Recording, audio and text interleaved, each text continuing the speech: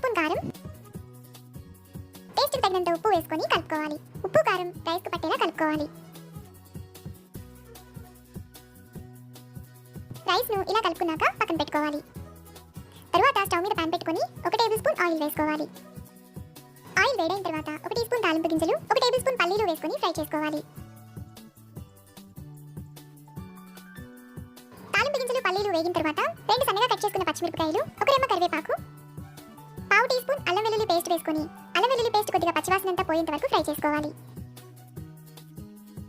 పోపంతా వేగిన తర్వాత ముందుగా మనం కలిపెట్టుకున్న కారం రైస్ వేసుకొని కారానికి ఉన్న పచ్చివాసనంతా కూడా పోయేలా 1 నిమిషం పాటు మీడియం ఫ్లేమ్లో కలుపుకోవాలి. ఇలా కలుపుకున్నాక లాస్ట్లో 1 టీ స్పూన్ గరం మసాలా, తరిగిన కొత్తిమీర కొద్దిగా వేసుకొని కలుపుకోవాలి. మనకు ఇంట్లో కూరగాయలు లేనప్పుడు నోటికి కొంచెం కారంగా తినాలనిపించినప్పుడు ఈ రైస్ను చిటికలో చేసేసుకోవచ్చు. మనకు చాలా టేస్టీగా కారమన్నం రెడీ అయిపోయింది. ఇప్పుడు ఈ రైస్ను